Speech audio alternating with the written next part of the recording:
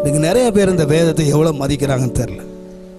ஒரு தம்பி ஒரு முறை என்கிட்ட வந்தான், பாஸ்டர் நான் எத்தனையோ அப்ளிகேஷன் போட்டேன் பாஸ்டர், எனக்கு ஒரு வேலையும் கிடைக்கல.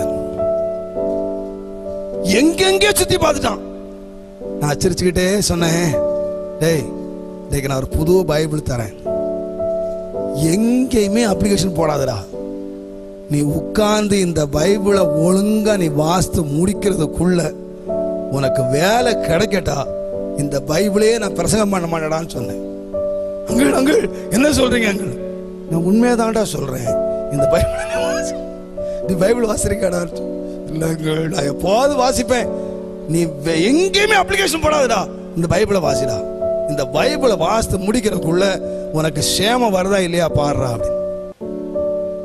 நீங்க சொல்றதுனால செய்யறேன். சரி போனா ஒரு பாதி வாசித்திருக்க மாட்டாங்க. ஒரு நாள் ஓடி வந்தான், அங்கிள் அங்கிள் அங்கிள் 2 அப்பாயின்மெண்ட் வந்திருக்காங்க, 2 அப்பாயின்மெண்ட் வந்திருக்காங்க.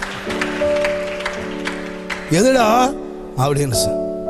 அங்கிள் எதுக்கு போறது அப்படின்னு நான் சொன்னேன், 2ல் 1 தேவன் கொடுத்தது, இன்னொன்னு பேய் கொடுத்ததுன்னு. அவன் என்ன பார்த்தா, என்ன அங்கிள் பேய் கொடுத்ததுன்றீங்க? 1 பேய் கொடுத்தது, 1 தேவன் கொடுத்தது. டேய் இதை எப்படி கண்டுபிடிக்கலாம்னு சொன்னா, எந்த வேலைக்கு போனா நீ இன்னும் அதிகமா பைபிள் வாசிக்கலாமோ அது தேவன் கொடுத்தது. எந்த வேலைக்கு போனா நீ பைபிள் வாசிக்க முடியாதோ அது பிசாசு கொடுத்தது.